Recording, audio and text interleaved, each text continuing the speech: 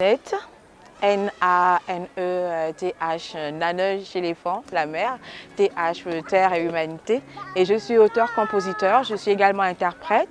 Et depuis à peu près 10 années, j'aiguise des expertises dans le monde de l'entrepreneuriat culturel. Je suis une personne très engagée pour les causes diverses, notamment l'environnement, les enfants, la femme, les minorités stressées, j'aime bien dire. Je dispense parfois, par ma partie pédagogique, je dispense des cours aux jeunes enfants, ce qui m'a permis de faire une recherche sur la musicothérapie. Voilà. Quelque chose m'a frappé au Sénégal et je tenais à le mentionner à travers une chanson. On a donc pris un conte. Le conte s'appelle Oubakadi. Et ce conte, quand on me raconte, on m'explique qu'il s'agissait de deux personnages. Un personnage plus ou moins dépravé et un imam.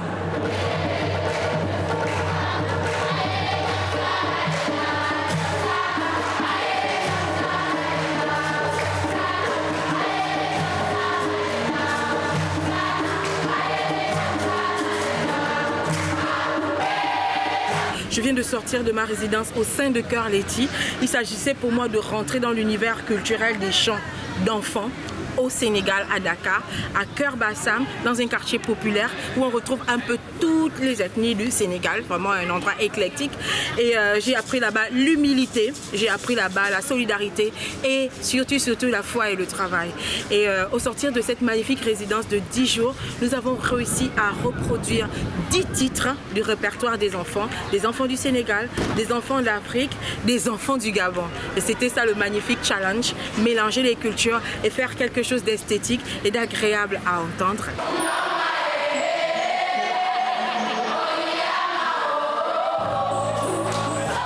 Mes débuts sont vraiment jonchés, enrichis de magnifiques souvenirs. Dans les années 90, j'ai abordé l'art, j'ai abordé la scène avec le hip-hop. Et c'était vraiment la partie virulente, dénonciatrice de ma vie, de ma carrière, parce que j'étais dans mon mal existentiel avec une multitude de questionnements, d'où mon album Le Présent qui représentait, c'était mon premier album. Il parlait un peu de toutes ces similitudes du vécu des jeunes Africains à travers le continent.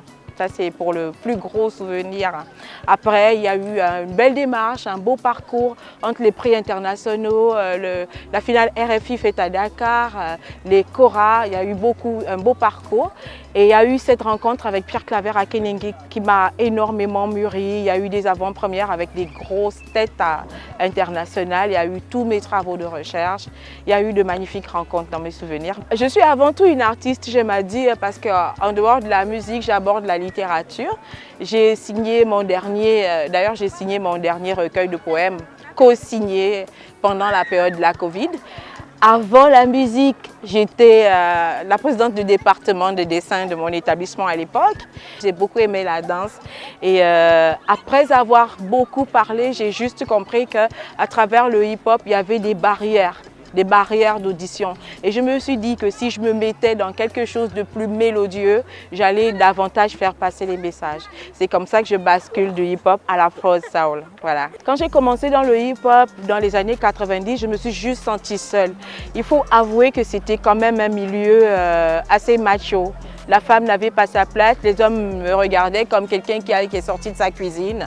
Et c'était plus ou moins scandaleux. Et puis après, il y a eu aussi tout ce forceps-là, toute la dure sur la violence des cultures qui envoie la femme, qui relègue la femme dans une position, dans un endroit, en lui interdisant le droit de faire certaines scènes, je préfère dire concrètement. Ce qui se passe aujourd'hui, c'est juste bien parce que si on regarde bien avec une lucarne, on va comprendre que les femmes sont en train d'envahir le terrain des musiques actuelles, autrement appelées musiques urbaines. Elles sont de plus en plus engagées, elles sont de plus en plus entreprenantes. J'ai envie de dire que c'est elles qui tiennent les rênes maintenant sur le hip-hop. Voilà. C'est vrai que j'avais fait déjà un magnifique parcours, mais après, j'avoue que je n'avais pas atteint certains objectifs. Et il y a eu des difficultés de terrain qui m'ont imposé de prendre du recul pour me réajuster. Et c'était une superbe aventure parce que là, j'ai eu l'occasion d'acquérir un certain nombre d'expertises et c'est justement au sortir de ça que je peux me présenter comme entrepreneur culturel. Parce que j'ai travaillé en face de la scène, autour de la scène, derrière la scène, de part et d'autre de la scène et de la culture. Et j'ai découvert des choses magnifiques, notamment sur la culture gabonaise, parce que je suis repartie à mes recherches, à mes études, à mes formations. J'ai parcouru le monde pour chercher des réponses à mes questions.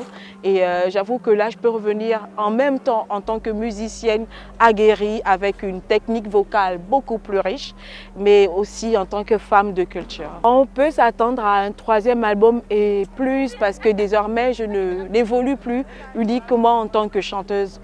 J'évolue davantage en tant qu'entrepreneur culturel, ce qui va donner un panel de projets à concrétiser sur le terrain qui sont déjà en bonne voie. Voilà. Un mot pour l'humanité. Quand je dis humanité, je dis pollution. Et quand je dis pollution, je ne dis pas simplement pollution physique, palpable, environnement. Je dis pollution des mœurs. C'est un peu ce qui me déchire actuellement. Il y a de plus en plus de pollution de mœurs. Et j'en parle parce que je suis justement dans un domaine de diffusion, dans un médium. La musique est un médium. À travers la musique, on peut juste avoir la volonté et la magie d'arranger, de faire d'illuminer l'humanité. On peut se passer de transmettre des codes qui sont destructeurs pour les générations futures. C'est ça mon mot de fin.